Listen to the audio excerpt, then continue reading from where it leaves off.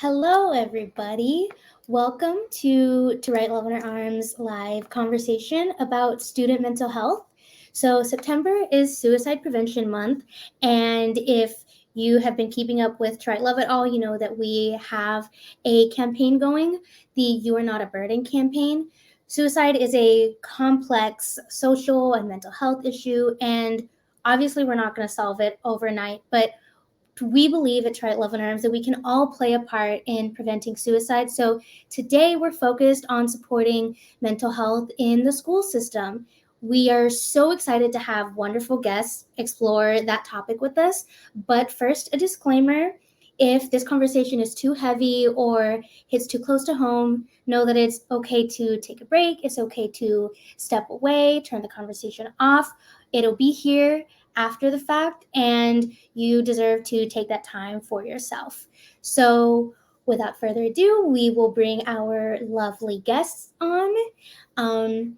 We first have, well, they're all coming on, so I'll just let them introduce themselves. Okay, so Kristin, would you like to introduce yourself? Sure. Thanks, Bianca. My name is Kristin Wilson. I'm a master's level clinician. I'm the Chief Experience Officer at Newport Healthcare. We specialize in residential and outpatient continuum of care for adolescents and young adults ages 12 to 28. I'm also the mom of a teenage daughter and have borne witness to the collective trauma that we've experienced throughout COVID and the pandemic, and a true believer that schools are really the superheroes in this scenario. So I'm looking forward to the conversation. Thanks. Yeah, thanks so much for being here. Kelly, what about you? Hi, everyone. My name is Kelly Davis. I am a person with lived experience of mental health diagnoses, addiction, and suicide attempts. In my full-time role, I'm the AVP of Peer and Youth Advocacy at Mental Health America, a national mental health organization, and my work really focuses on lived experience, particularly with youth and young adult leadership initiatives, peer support, and disability rights and justice. Thank you so much for being here. Prameela? Hello, everyone. My name is Prameela Boorada. I am also a person with lived experience with depression, anxiety, and suicide attempts. I'm a youth mental health advocate, and I had the incredible opportunity of being part of Mental Health America's Youth Leaders Council. I'm trained as a crisis text line counselor, and I'm training to be a peer support specialist. And I'm also the founder of a social justice education platform for young advocates. Awesome. Christina? Hi, everybody. I'm Christina Semey. I am a special ed physical education teacher in Staten Island. I'm starting year 17. I've also have my own personal struggles, and I'm here to support my students and my family and friends. And Jen? Hi, I'm Jen Sutton. I am going into my 13th year, high school science, and I added middle school science this year, and I am from Michigan. Awesome. Well, thank you everybody for being part of this. Just realized I didn't introduce myself, so I'm going to do that. My name is Bianca. I am the community care coordinator at Try Love in Our Arms, and I am so excited to be having this conversation with everybody. So, got to pull up the doc with the questions. So, last year, the Surgeon General put an advisory about protecting youth mental health.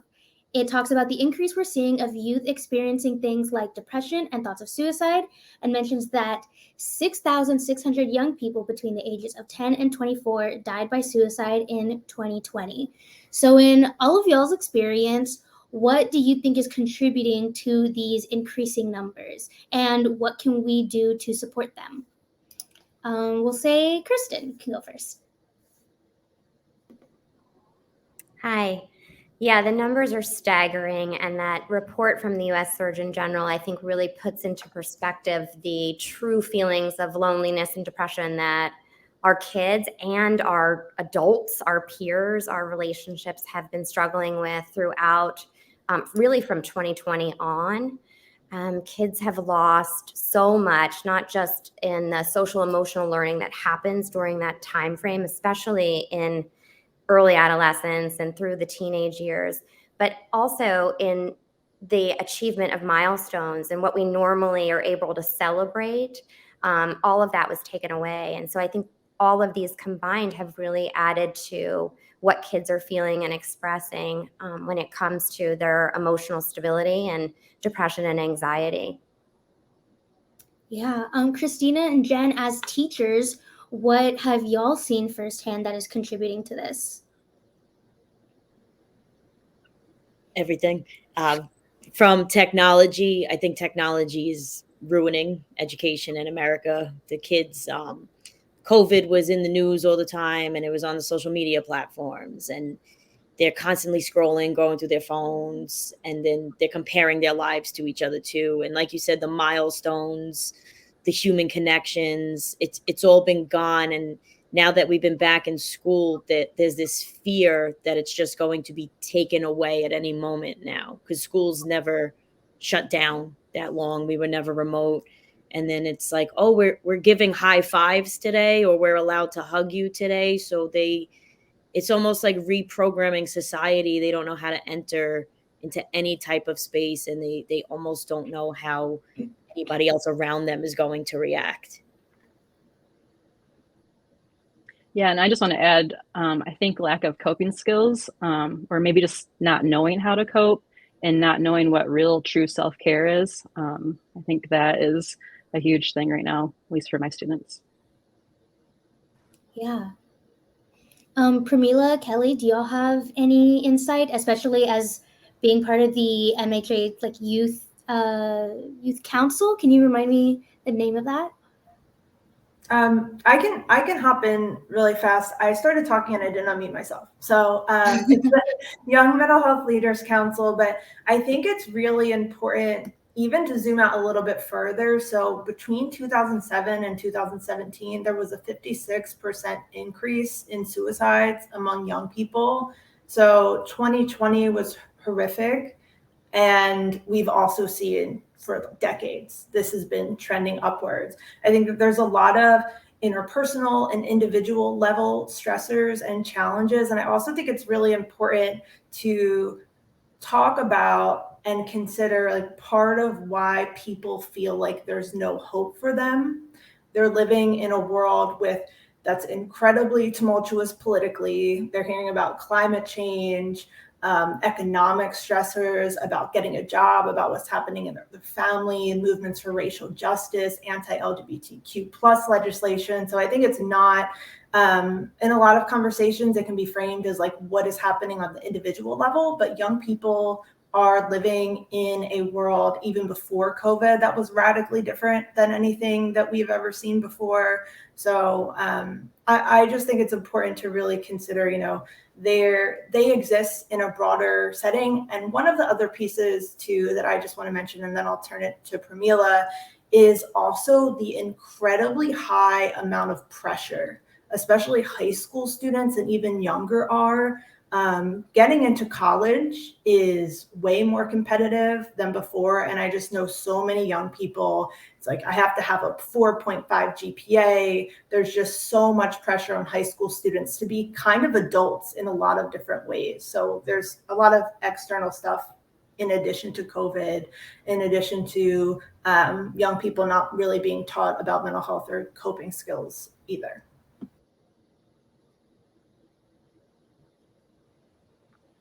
Everyone very beautifully already touched on a ton of elements. So the main point that I wanted to reiterate is that suicide prevention is not an individual issue, it's a societal issue.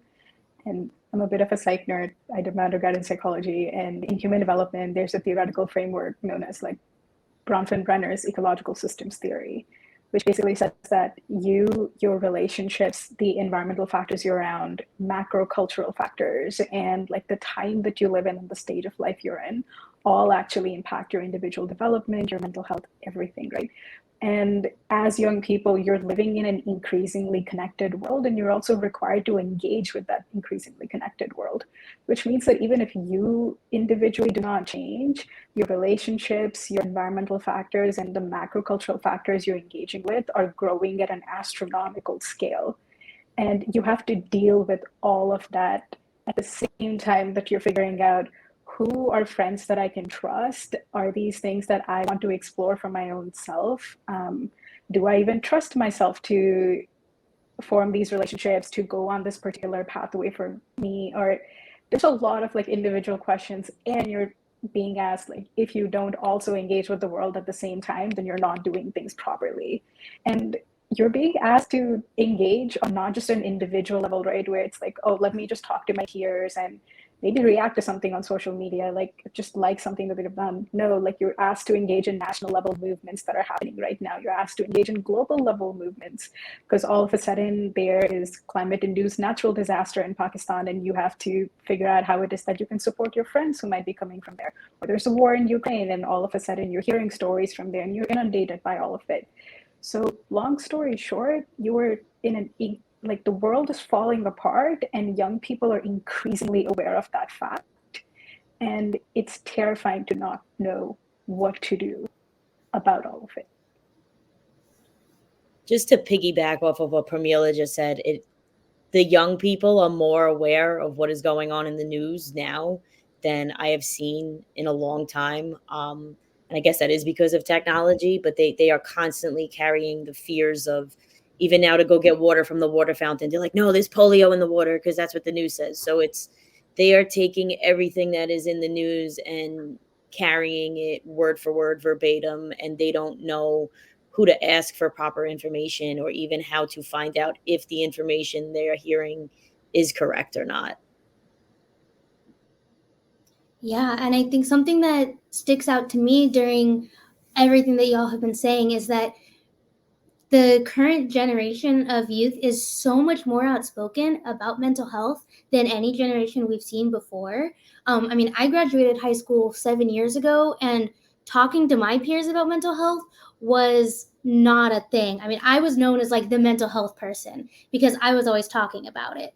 So to see how much that has changed is really inspiring and brings a lot of hope. But I think it also speaks to how dire things are if the suicide rates are still going up, even as conversations are becoming more prevalent and even as help is more accessible than ever and there's more information.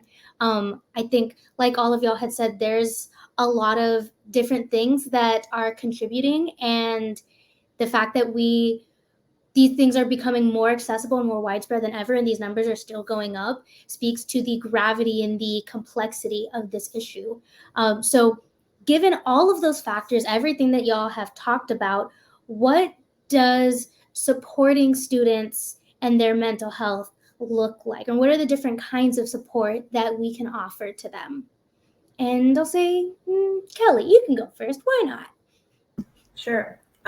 So I mean, there's a lot of things that we can do. I tend to work with high school and college age young people, so my answer is going to be skewed in that direction. But just taking some data that we have. So one of Mental Health America's biggest programs is our online mental health screening program. So you can go on, take a depression screen, anxiety, psychosis, all clinically validated, the same things that your psychiatrist would ask you. We've had over 16 million people use it. 75% now are under 24. And the biggest thing, like we initially had started thinking that, oh, people would want to be connected to a therapist. But actually the biggest things that they were really looking for was like information. Like, how do I kind of figure some of this out myself? How do I find a good source of trusted information? I think Christina was just getting at some of that. And do it yourself, self-help tools. I think, right, it's like in the world of mental health, a lot of the conversation is about adults and we talk about recovery, but it's kind of like, as somebody who grew up immersed in all of my mental health problems, like there was nothing for me to recover to. It was like just my experience. So you're offering resources to people, like shifting from like recovery to discovery. I think you're in the middle of trying to figure all of this stuff out about yourself. And then the other thing that I think is really big to kind of getting at what you were saying is young people are talking more than ever about their mental health. And, Prameela can talk more about this from the training that she's doing, but peer-to-peer education and peer support, young people are already doing it. And I think it's massively undervalued by systems and culturally. And, we've seen, there's research that came out of it's a global program, but they were doing it in Montana. It's called Youth Aware of Mental Health, and it just educates students and it reduces suicide by training young people in basics of mental health education and how to support their friends. So I think if we're going to do a good job, we have to go to young people and see what they want and how they interact with the world around them and the digital world. That's just part of their world. Absolutely. And I think that the peer responder piece is so important, especially in an environment like a school setting. It's a captive audience. Kids go every day. And so how do we create pathways where we're doing mental health temperature checks the same way we're doing, COVID and physical temperature checks with the students that are coming into the building every day, but also with the staff that's coming into the building every day. They are a part of the collective trauma that we've borne witness to in the turmoil that we've been experiencing over the last, however many years now, decades even. It's impacting staff as well. And so I think it's important to have safe spaces in schools where mental health is part of the community of conversation that happens. And then also implementing strategy around peer responder groups, anti-bullying, peer-to-peer mentorship, mediation that happens in the classrooms and in the schools, I think is really important because there is such power in the peer-to-peer response. And I think that one of the benefits of being in schools is that we have research now that shows that 70% of kids feel totally comfortable talking to someone in a school environment about their mental health. Like, that is huge. And so how do we capture that? How do we continue those conversations? How do we support those conversations?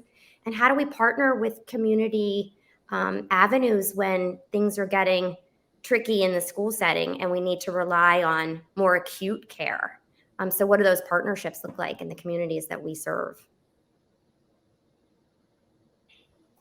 Yeah, Prameela, Kelly mentioned that you were doing some training. Could you talk about that and what you're seeing in terms of supporting students? Yeah, I'm happy to. So I'm doing a peer support specialist training, which effectively is centered on this idea that if you're a person with lived experience, then you have the empathy, compassion, and also like intrinsic wisdom in order to be able to support someone else with their lived experiences. So it's not centered around this idea that, oh, you need to have a diagnosed mental illness, you need to around really dehumanizing factors like you need dysfunction or you need to be dangerous or anything to require support, but that you're intrinsically worthy of that support.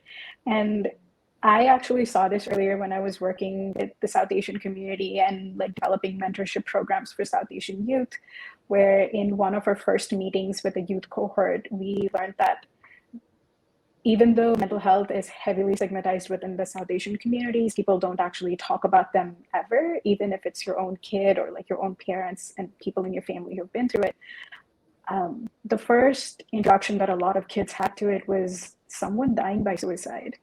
And it was such a heartbreaking fact that we had to sit to it to say, oh, the first time you realized that you had to take care of your own self, you have to take care of your mind, was when you saw somebody who did do that and who passed away as a result, or who didn't have the proper supports who could talk about it. And at that point, these were kids who were in high school, and they were talking to me about how since middle school, they've been supporting each other, where if they're depressed, if they're anxious, they end up talking to each other because they're too scared to bring it up to parents. They're too scared to bring it up to their teachers. They are worried that the teachers are going to be mandated reporters and end up, sending them off to therapists or other guidance counselors, or even potentially put them in touch with the justice system. And it's a terrifying reality of figuring out, I'm someone who's very vulnerable right now. I need a lot of support, but if I go to someone, they might tell on me.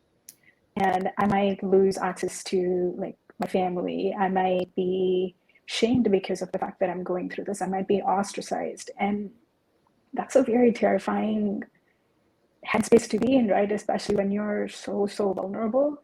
And I think that's one thing that we need to figure out, which is the fact that a lot of resources that we've already built, while they're fantastic, are still very inaccessible and even at times ineffective for people who are seeking them. And we need to talk about the fact that those solutions are broken. If the kids in your school are really worried about telling you that they're depressed, they're suicidal, because they're worried you're going to send them off to a counselor, and that might mean that they have to be separated from their family. That's a very real fear that they have. But your solution right now doesn't support them. If the kids are worried that telling you about it means that in a parent-teacher meeting or in some other conversation between parents, you're going to realize that you have a mental illness and your parents are like, no, I want nothing to do with that. No kid of mine has mental health issues. That just does not happen. That's a very real fear, and we aren't doing enough to combat it. So yeah, I think before even figuring out what new solutions it is that we need to build, we need to talk about the fact that the framework that we have right now is very broken. Yeah, and I also just want to thank you for your work with the Southeast Asian community. As a person of color myself, I know that the stigma in those communities can be extremely heavy and daunting and overwhelming, and getting past that, even on a personal level, before even thinking about family and culture, is such a difficult thing to get past. So I'm sure your work is greatly, greatly appreciated.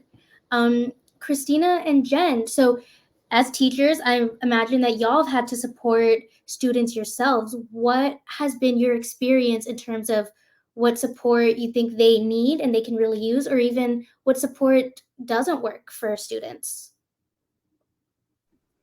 Well, unfortunately, I'm sure Jen will agree, we are mandated reporters. So as soon as a child says, I'm going to kill myself or I want to kill myself, it's that call to the guidance counselor, which usually turns into a 911 call and the child being removed from the school in an ambulance, which is not only terrifying just for that child, but for everybody else. It is broken. The system is so broken. We try to tell them every year. I start off with, I am a mandated reporter, and if you say certain things, this is the process. The kids need to know what the steps are too, so they are not as scared as well as the adults, because some of the adults seem to just escalate the situation as well. It is very scary for them, but we have counselors and psychologists on site at some of our sites because, again, I'm in a different district. We deal a lot with mental health issues and children on medication, not on medication, just a regular student. The whole process for them to just say that, to just get them to come to somebody is scary. So the schools need to be welcoming and forget about your own personal bias. It should not matter if a child is white, black, blue, blonde, purple, alien. We are needed to know that those kids, they are loved and supported, and we are your people. So please find your person in the building. Let it be your teachers. Let it be your paraprofessionals. Let it be the dean. And I am a firm believer, and before COVID even hit, the To Write Love on Her Arms Between the Bells program, that changed my teaching. And that helped my students. And they see the posters, they see it, they need to see it, they need to hear it, they need it in their face, they need it read to them. And just the whole pamphlet of it is okay not to be okay. They need to know that it's okay to feel a certain way. And that just because they are feeling that, they don't need to carry that heavy burden with them throughout the day, throughout the months. Who's taking care of siblings who got removed from their family, and school is the last thing on their mind. My kids come to school for that first hot meal of the day and for that hug. So educators really need to know that, even this has been going on before the pandemic hit. A lot of these kids, we're their last lifeline, and we need to be there for them, and we need to support them, and we need to love them more than anything, and not judge them harshly, and not immediately start taking these 911 phone calls. Get the psychologists on site, get the guidance counselors properly trained, figure out a better way to help these kids on a daily basis. Yeah, we also did Between the Bells, which I highly recommend. It actually led to us having some more support staff and preventive counselors, because our admin could see the struggles our students were having. I think a lot of, I mean, in my experience, a lot of admin and school boards might not know what's really going on with these students, which that's no fault to anyone, but I just feel like there needs to be more conversations, and Between the Bells obviously brings that. And then also one more thing, I also feel teachers are somewhat afraid to talk about it because they are mandated reporters. So they don't want to say the wrong things. So that's just a topic maybe Kristin or Kelly can hit on. What do teachers do? How can they get the training? What about those teachers who are nervous, I guess is my question. So we had to designate a person in our building as far as health teachers. It falls under the health curriculum in New York State. So the health teacher talks about mental health. We even created a new position this year. It's a social emotional period. So another teacher that's what they talk about. I know a lot of the emphasis in this country has been math and ELA where I am. Jen, I'm sure you too. If it's I'm phys ed, I'm the redheaded stepchild to everybody. So we get no funding. And that's where they need to put the funding. They need to put the funding back into health, back into physical education. Like you said, with those mental, it's almost like an emoji check with the kids every day. Like, how are you feeling today? They need it. They need those checks. And if you use the To Write Love on Her Arms app, I show them all the time, like, look, Miss Semey tracks how I've been feeling. And lately I've been feeling very happy. And you make me very happy right now. I was like, so please don't change Miss Semey's face to very mad. So they need to also see that my emotions can change throughout the day as well. And it is just, it's hard. It is so hard because they're not giving us the money. And like Jen said, they're not giving the support. And adults are afraid because once you almost get looked at was, oh, why'd you open up that can of worms? For years, in the first few years of my teaching, that's what it was. Because now you bring the kid to the guidance counselor and it's like, well, why were you even talking about that? And it's like, it came up. I'm sorry. So it is shunned upon a little bit, but designate the people in the building. Let it be the health teacher. Let it be the phys ed teacher. Let it be the guidance counselor. Let it be one of those safe space teachers. Mental health needs to be talked about because not only is it suicide, but it's just basic decision making. And these kids need to know that they are in control of the decisions that they make, regardless of whatever situation they are in. So I don't know if we need to get senators involved, your local councilmen's involved. They really need to push health back in this country. And with health comes the mental health conversations and more trainings, and train your teachers on how to have the hard conversation and let your administration tell you what you have to do next. So if those people are afraid to have the conversation, get the person that's designated to the building and then let the other teachers know the protocol of what happens. Because a lot of times people don't know what to do with the child that now comes to them. And then 5 adults are talking about this kid in the room while the kid is sitting right in front of you. So make sure you know your school's protocols and just try your hardest to make that kid not want to come back and talk to you. Yeah, I also want to say that, teachers are so underappreciated. And so I think y'all deserve a huge thank you for the work that you do. Y'all know better than anybody else that you're not just teachers. Like you said, you're emotional support people. Somebody said earlier, the front lines. You're like the place where these kids they spend most of their lives. So first, just want to say thanks for the work you do because it's extremely important. Kristin and Kelly, do y'all have any thoughts on Jen's question about how teachers can get those support systems to offer that support in turn to their students? I can say, I think this is a really complicated issue. And I think a lot, certainly all of these things have policy tie-ins. I think what I wanted to say, right, is a lot of times when you're talking about education policy, it's just more and more things get loaded on teachers. Everyone's like, teachers should do all of these things. And I think it's really hard as someone who was the person always in the counselor's office, you realize that people are acting like you're kind of dangerous or a burden or inconvenient. I think that we don't acknowledge that it's real mixed messages. Like, young people are people and they're very perceptive. And I think you get a lot of mixed messages when teachers and adults in your life kind of tell you that feelings are okay and then treat you like your feelings are dangerous. And I think if you're training the teachers, the same thing with the mixed messages, and kind of what Prameela was saying is I think you really have to train parents.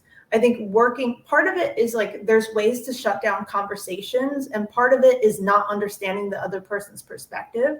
So I don't know necessarily the best way to engage parents, but I think it's also really hard because young people are sometimes and often making a very kind of rational and understandable decision to not tell their parents or not tell the schools because they know what will happen to them if they do. So just to say that the young people feel that, and the parents have to be involved because they are spending most of the rest of their time there after school. Absolutely. And I think you're right. There's this sort of dyad that schools fall in where there's so much heady work and policy and procedures that you have to do and core curriculum standards and things that you have to achieve in the classroom with your students. And then there's the heart work, which is having these little people show up every day, being needy, right? And I always say, like, teenagers or toddlers in bigger bodies, they're just as needy. And so how do we help our school communities build key protective factors so that as a community, we can help each other, pick each other up when there's a trauma or when there's an event? And how do we weather the storm together, right? Like I always talk about key protective factors as being kind of the insulation in the building from all of the external factors that could come in. And so how do we create communities where there's authentic, real, vulnerable talk among the grownups in the building so that when a student needs to be authentic, that fear is taken away because that culture is ingrained in that protection. And so I think when we look at the school and we look at what we want to provide for our students in the buildings, we want to provide that same culture for our faculty, right? It starts with everyone. And I know I was an administrator in an alternative high school for almost 11 school years. And I can tell you that the people that staffed our lunchroom knew more on a daily basis about what was going on from a mental health perspective than sometimes the counselors knew in the offices in the main office. And so those people have to be armed with that same trauma-informed, emotionally supportive environment that the trained professionals who you would think have that accessible. Everyone needs it. And so I think the idea of creating a community that has embedded protective factors from that external trauma that could happen is really the foundation of creating communities of support, whether it's for students or for faculty. Yeah, I think, somebody else gonna speak, or was that my echo? I think that was my echo since nobody else knows. So yeah, I think, first of all, everything that y'all have said is just snaps. I love it. So much information, so many mic drops. I feel like I tried to sound like a youth just now, and it was very much like Steve Buscemi's "How you doing, fellow kids?" So there's that. But everything that y'all have said has just been about how to support students, and it strikes me that even in all of those attempts to support students, that it seems like they really are looking for ways to support themselves and each other more than anything. They're looking for ways to, I don't know if maintain independence is the right phrase to use, but a way to hold some of that autonomy, because like we said earlier, there's so much happening in the world. Everything's kind of a dumpster fire, and they, I think, want to feel like, they have some sense of control in this wild chaos that we're all living in. So when y'all do hear these conversations and you do hear kind of what they are talking about, what kind of needs they're expressing, what do those sound like? What kind of things are they saying that they need, or what are they asking for? And I know that's an extremely broad question, but take it away.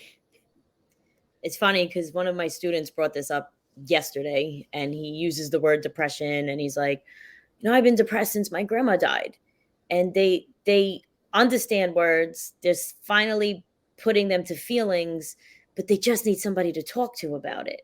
So all they want to do is, it's hard enough to go to school, but now to go to school not knowing how to manage your emotions. I think adults just need to sit and listen. And that's what I do. I put them in my semicircles, and they all have to sit and look at each other, and they have to talk. And it's just that human conversation again, just looking at each other, not interrupting somebody, and say, you know what, your peer over there is struggling. How can we help them? Or let's just listen to what they need to bring to the table. Kids want to talk to you. They want help. They want somebody to just tell them and hug them and tell them it's going to be okay. So just allow them to lead the conversations. And I know it's something that took me a long time to say nothing at first, because the more you say nothing and the more you pause, the more they keep telling you.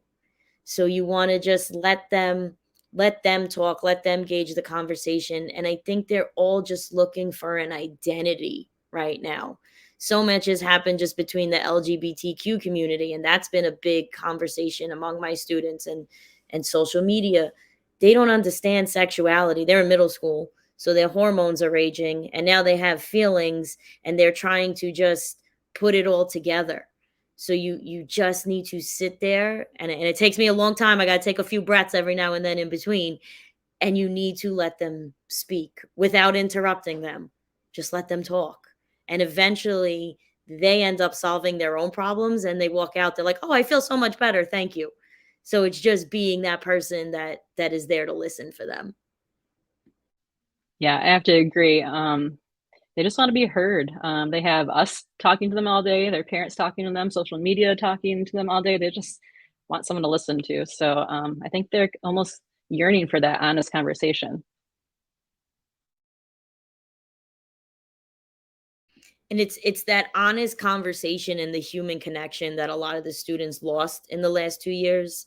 I know remote learning really took a toll on my students, who was coming from 4 kids in a household, who couldn't get the technology, who can't be heard on a regular basis. So just really getting those human connections back, and you will be surprised what a hug does for a child. I don't care how old the child is. Jen, high school too, right? Do they like hugs? Like, they want the hugs, they want the high fives. They just want to be loved. So just love them as much as you can. And they know what teachers and what adults in that school love them and who they can go to. And they know the adults that right away that they know they can't go and talk to it or ask for anything, because it's just not going to happen. So if you could just accept them, embrace them where they are. Children are resilient, and they will surprise you every single time. I think that, yeah, that resonates definitely with me, is like thinking back when I was a high school student, and there were certain teachers I was like, nope, I can't, definitely not. Even teachers that would say, like, I'm here for you. And then I would think, oh, just yesterday you yelled at us. And then, it was just because you were hungry and you hadn't had lunch yet, and you were taking it out on us. Like, I'm not going to come to you. So yeah, I really like what y'all said. And also, I just wanted to say, semicircles, the cutest thing I've ever heard. I love it so much. And that is amazing. So I think, Kristin, you were going to answer the question. Yeah, I was just going to add on to what Christina said, because I think there's something, I don't know if kids would admit this as a need, but I think they really do appreciate the ability to disconnect from their technology for however amount of time we allot to them for that authentic, in-person, face-to-face, eye-to-eye, sometimes human connection, that active listening that another human can hold space for you in. A lot of the kids that, come to Newport in residential treatment, once they come to us, they can't use their technology. They can't use their phones. And although at the beginning, there's a resistance to that, right? It's almost like they're addicted to this thing that's in their hand. And that's their mode of communication.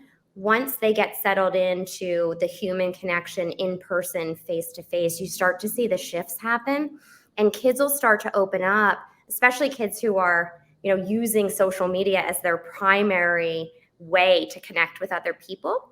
we've had kids say things like, I have thousands of friends on TikTok, but I don't really know any of them. And so allowing those conversations to happen in spaces where kids can truly share from their authentic self with other people, see the responses in real time, and be a part of the exchange and support of other people. Like there's so much power in that. That we're able to see. And although, like I said, I don't think they would say that they need that on the front end, when given the time and space to do that, they really do enjoy the process. We actually, our students have to hand their phones in at the beginning of the day. That's and they awesome. get back. Yes. I've taught in other places where they do not. It is the biggest distraction. And even just knowing every kid's got a Snap and Instagram, knowing you could say something and not be recorded, because now everything is just recorded and put somewhere else. So they are more likely to have those conversations. And it's a fight. It's a fight. Why do I have to give my phone in? But after that first day, it's not even a question.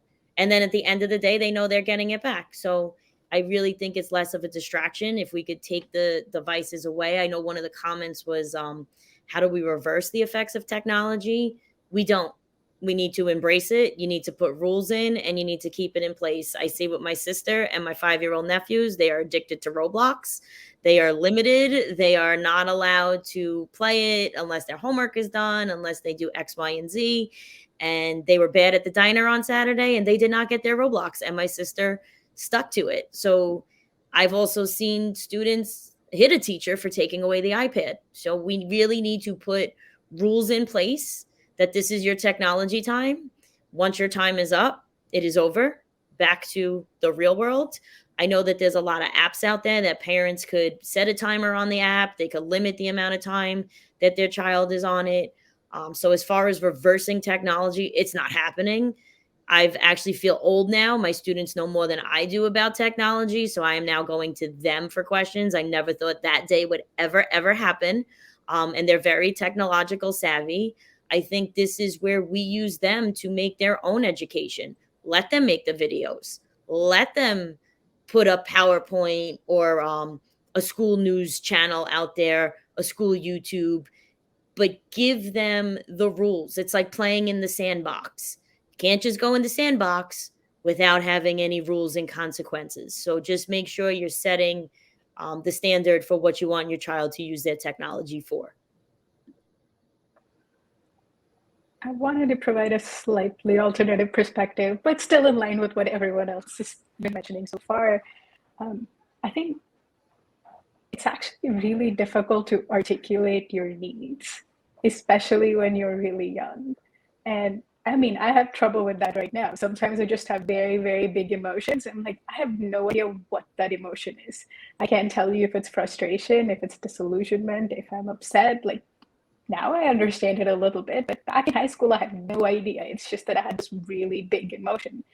And I also didn't have enough life experiences to know the complexity of issues that I was dealing with, in the sense that it wasn't until, I got to college, I've been advocating for 2 years, that I realized that my lived experiences as a South Asian bisexual woman actually tie into a lot of ways that I interact with systems. I didn't know that till then because I didn't have the language for it. I didn't have the framework to see myself from that particular lens. And it took me a really long time to say, oh, hey, turns out this post-colonial trauma actually carries down through generations in this manner. And that is why I get really frustrated whenever I see X type of news showing up. Or I get very frustrated when people refer to me a certain way, or even something as simple as asking me how I'm fluent in English. That's why it carries down through a lot of different ways, right? So I think what actually empowered me and helped me back in high school, middle school, and further down was teachers who normalized these conversations within the sphere of whatever it is we were learning. It didn't necessarily mean that we needed to sit down one of the days and say, today is going to be a day of conversations about mental health, or this entire week is dedicated to mental health, but actually tying in a lot of these conversations about identity at all times. Like in phys ed, it was important that we actually talked about the grief of not performing to the expectations that we thought we would, right? And like falling behind and failing in classes. And it was important for me to have that coach who said, it's actually perfectly okay that you didn't do that properly. When you first started, you couldn't do a handstand, but now you can do a cartwheel. Look at you, that's progress, right? But talking about the fact that failures didn't mean I was a failure as a person. Or in history, when we touched on global history and we're like, hey, turns out, even though these are the ways that a lot of winners ended up writing the events of history, these are the actual lived experiences of people from those communities. And there are some people from those communities right here in your class. So what if we hear their perspective on it? If they learned something different from like people or advisors and mentors in their own communities? We think about that with English. And like, I'm pretty sure almost every high schooler knows about the green light in Great Gatsby. And we all talk about like how it's supposed to be a symbol for hope and everything. But another way to reframe that is to say, hey, think about the fact that Gatsby actually physically, like, just visualized hope, and he built his entire life on that hope. It's also possible for you to have that same kind of totem for yourself, have that grounding factor, and like visualize whatever that hope or joy or anything looks like for you. It's easy to expand conversations that we're already having in those classes just a little bit further, to say, oh, hey, this is how it connects to your identity, your lived experiences, your collective power, and that's important for you. We don't necessarily need to sit down and say, yes, mental health first aid, that is what we need to do. It's just the fact that people around you need to trust that you're someone they can come and talk to you about any struggles. And it doesn't have to come with the language of I'm depressed, I'm anxious, or I'm suicidal. It can, a lot of these conversations happen much before they reach the point of I'm feeling suicidal or I'm feeling depressed. And we need to create an environment that welcomes those conversations.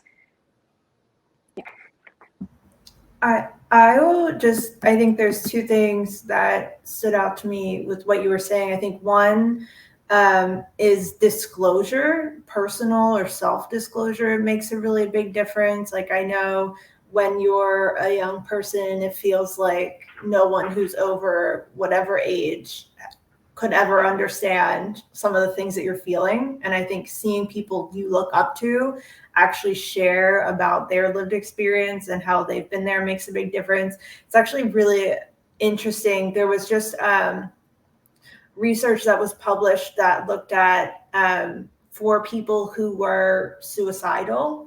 One group did nothing for 2 weeks, and the other group every day read a story of someone who overcame suicidality.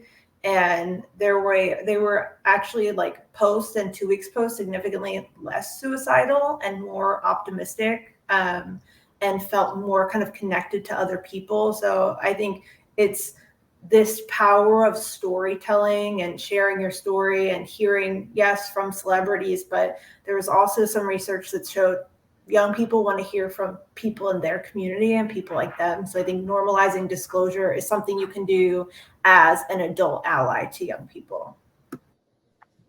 Yeah, I just want to add, I feel like that also gives their feelings words and maybe the vocab they might not have maybe at 11, 10, whatever it might be. So yeah, I agree. Super important.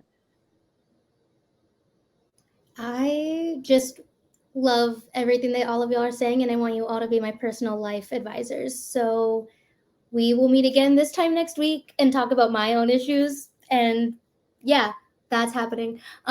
So back to the topic at hand, though. We talked earlier about the Surgeon General's advisory and the things that they're saying about the state of youth mental health. And something that I think we have talked about a lot is kids not having the language that they need to express these things, which I think in itself is a barrier to getting help. Like, if they're struggling and they're feeling sad every day and they don't know it's depression or they don't know that it's not normal, then they're not going to know to research it or to ask about it. So keeping in mind that most of these diagnoses are treatable but not necessarily treated, how can we make schools a place where that gap has a bridge? Also, I also want to say that I know schools are like, there's so much put on schools. Like we said earlier, teachers have to be first responders and emotional support, and like there's a lot put on schools. So I guess I'm asking this question keeping in mind, like, we're not trying to burn everybody out more so than they already are. We're not trying to make teachers counselors and therapists when there should already be counselors on the staff. But I think the school education system as a whole, how can we make that more geared toward bridging the gap between students struggling and getting the help that they need?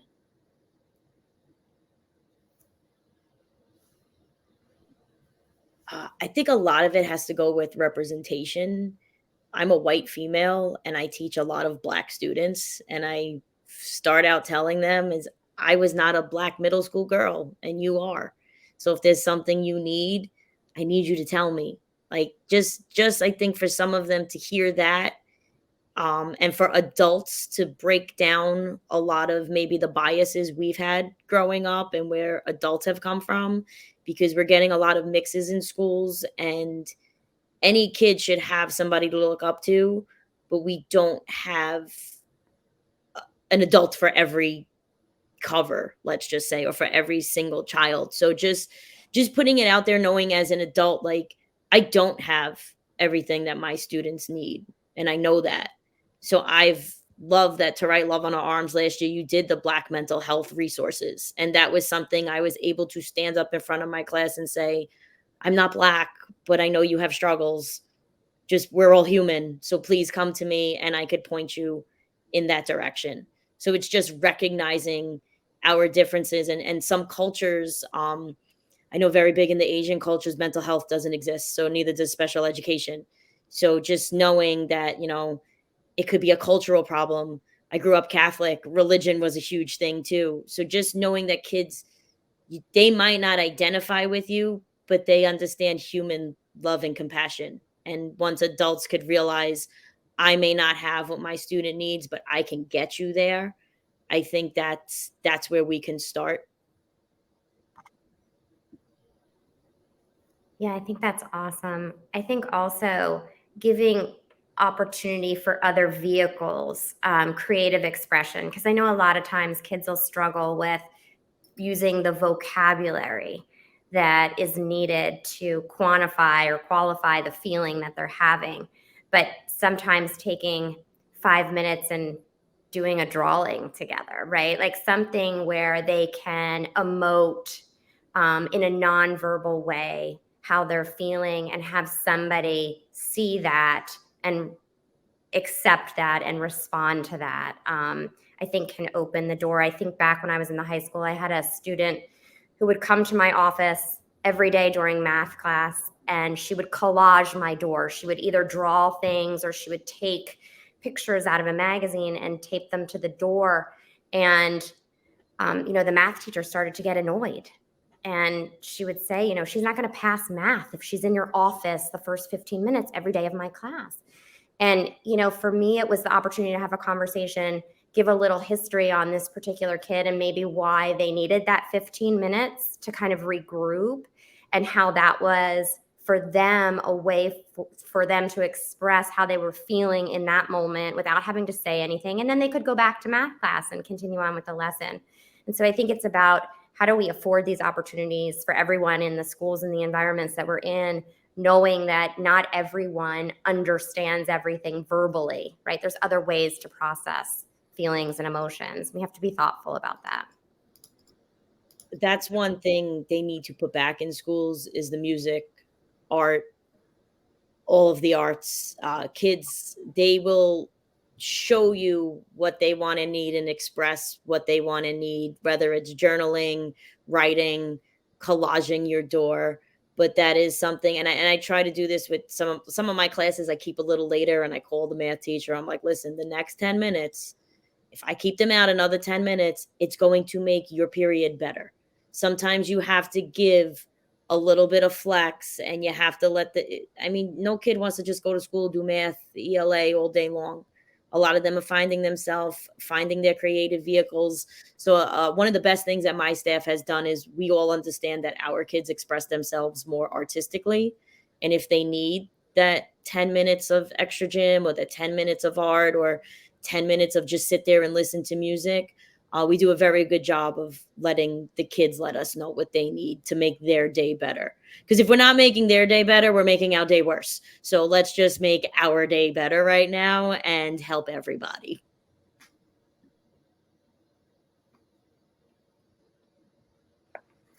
I can go, I suppose. I'm going to say all of this with the assumption that we recognize that a lot of solutions that we have right now are kind of broken and not really helpful for people that they're meant to serve. So going in with that assumption, and also just mostly wanted to tell these solutions from the perspective of things that I saw have worked, not necessarily saying you need to do this kind of an attitude. But one thing that's really helped for me in when I was in college was that in addition to our counseling and psychological services, we actually had something called the Community Advising Network, which consisted of therapists of color and therapists with LGBTQ identities. They weren't necessarily there to provide counseling services to students, but they did have like open conversations with them. They would also have like group sessions where you could just come in and like discuss a certain, especially in cases where they were like macro events that were impacting a particular community, they would hold processing circles for their students. And I think that was really helpful to know that I could go to a space where I will intrinsically belong. Like there's no question, it's very safe. I know that I can bring up concerns that I'm going through without feeling any sense of judgment was very important in making me feel like I was supported in that environment. And I think that's something that we can likely implement with schools as well. It's going to be a lot more difficult to tap into advisors like that within our network, but I think it's going to be important to create that kind of an ecosystem. Another thing is to actually look at the resources you're already providing and see if you can reevaluate them from a cultural competency and an LGBTQ competency lens. Because if it feels as an example, again, in college, we held a sexual education and assault prevention conference. And during that time, a lot of the resources we were focusing on is, hey, let's provide a bunch of condoms for all of the college students and let's talk to a gynecologist. And that's about all we had. And it was like, well, but we don't talk about sex in my community. And we don't talk about assault in my community, which means that I'm not necessarily going to be the person who walks up to a student table and says, I will take 3 condoms, please. I'm not going to get that support that I need, and I'm not going to get the education that I need. So it meant that we needed to rethink that to say, oh, hey, maybe we need to host a conversation about what sex even is and when you first heard about it, how your communities actually deal with. And that's what this particular community needs. And that's what this set of students needs. So reevaluating some of the things we're already providing to say, how do we alter these a little bit so it feels more inclusive and it feels like these resources are going to be more approachable for them. And I think along the same lens, I know there's a lot of schools that are implementing mental health education, and where you have a week or you have 2 weeks where you're able to talk about what mental health is. See if you can implement them even within cultural organizations and like extracurricular organizations you have in your school. See if you can say, as part of your very first semester info session, you also touch on mental health. And maybe you get a guest speaker to talk to you about like mental well-being in the context of the organization that you're building. Is it community service? Is it culture? Is it athletics? All of them definitely tie into mental health somewhere or the other. See if you can encourage students to have that as a criteria for like holding their club and like holding that community space for students. But yeah. Also, random note is peer support actually has a lot of agency-driven literature. A lot of the work that they're doing and building has to do with empowering that sense of agency in a person to have the hope to seek help for their future. And I think taking those learnings and seeing if you can implement them could also be really transformative.